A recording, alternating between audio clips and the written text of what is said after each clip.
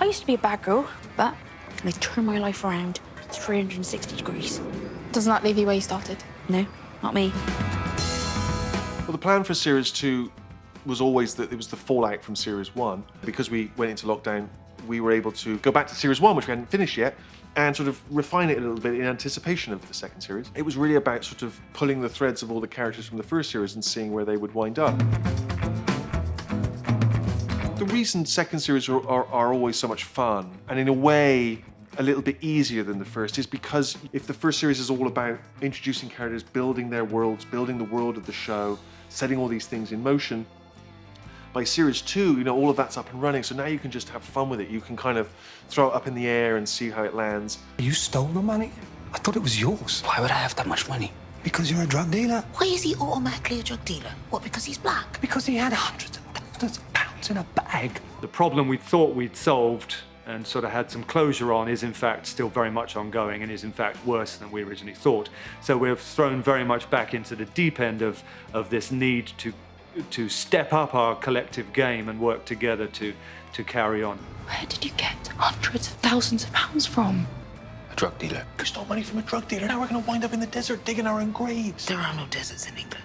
Well, then, Minehead Beach. I think you kind of find Rani in this chrysalis moment of her story where she's done more than she thought she could from episode 1, from where she starts.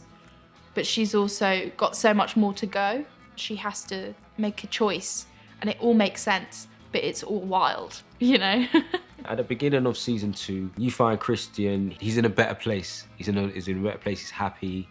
Him and Rani, their relationship slowly starts to blossom a little more as well, which is good for him. It starts off very, very nice, but takes a really sharp left turn. The world that Christian thought he escaped has actually come back tenfold. One of the fun things about the first series for my character is that I formed this unlikely friendship with this kind of glamorous socialite played by Eleanor Tomlinson. And it's been fun to just build on that relationship, really. What are you doing? I've decided to give up booze. But that's my booze and I haven't. Greg, while I'm living here, I can't have any temptation around me. So she moves in with Greg, and we really see that that friendship blossom, and it's a really, really lovely storyline for Gabby. She finds herself at a bit of an impasse and she has to make some life changes, but also we see her not quite fitting in with the group and then potentially using her for their own gains. It's been lovely to go on this journey with Gabby and to kind of see her more vulnerable side in Series 2 as well, which we didn't see as much of in Series 1.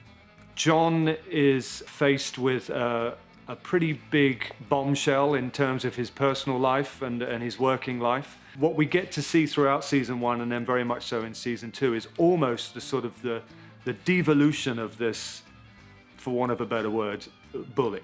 So it's interesting that he sort of goes on this kind of reverse sort of journey.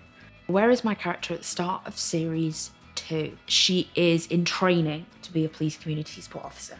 So taking things even more seriously than she did in the first series. Eyes on the ball, not trusting anyone. So the rest of your life starts right here, right now. Yeah? Mona thinks she's really done good. Well, she has done good. She's in a really good place, and then she's forced to face up to some of her actions, some of which were from earlier in her life. Special Agent Robert Stack, Federal Bureau for Investigation. Oh, the funny chap, but you're a bit old to be a stripper, Graham. How much are the lads paying you? It's always important to see yourself in the context. There are scenes you're not in where people talk about you, and you're not going to know that unless you hear somebody say it. You can read it, but it's not the same until you hear the other actor say it. So it's very important to sit down and hear the words, not just read them. Have you heard of a con called the Sasquatch Patsy? No. What do they teach in your schools? Well, when we locked down the first time, I just figured, well, look, if I'm going to be twiddling my thumbs at home, why don't you let me write another series? Because if we do get to come back and finish this first series, we're going to be a year behind potentially. And that obviously was brilliant, and they've let us do that, and that's fantastic. And you know, we managed to write a whole second series during lockdown, but it turns out it's really tiring, really exhausting doing 2 series back to back. That was a mad idea in lockdown and in COVID. Mental.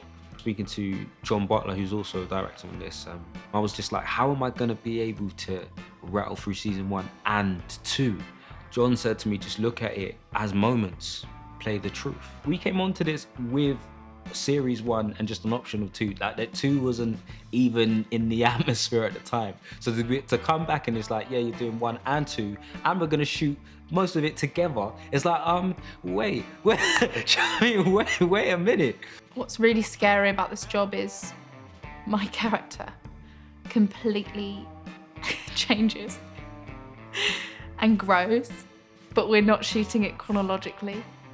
And that is really scary because she has to have a clear arc, but we've also shot the end of season 2 already, and we haven't finished season 1. And that is really difficult. All of our directors have been really good. John Butler is great. You're like, he's like, no, before you just did this and you just did this. They hold so much in their heads for all of us. And Alicia, who's just come on board, does the same, knows exactly where you were, what you've been doing. You try and remember what's come before. You know exactly what you're doing in the scene, but it's really good to have somebody reminding you. Who wants to go at the beat test? No, I'm good for beat testing, thank you. Right, fine. Good luck with all your heart disease. I'm a broken man, is the truth. But I've made my bed now, you know, and I'm not telling any of those guys out there. I'm telling you. To them, I'm like, this is a great idea, everyone, and I'm leading from the front, and I'm full of energy, and I'm 100%, I'm so glad this was the right decision. But to you guys, I'm saying it was a mad decision, and I regret it every day. All of these actors, particularly Stephen, you know, they're not only terrific actors, but they're funny people. You know, people say about acting, you know, what's harder, comedy or tragedy? And the answer is usually comedy. He's got such a brilliant sort of storyteller's mind, and it's dramatic, it's bloody funny in places, it's believable, the characters are fully formed and three-dimensional. When the stakes are high, you believe it and you worry for these characters. They're not caricatures. That's amazing to sort of have that as your arena to play in, you know? We're in trouble, mate. Big.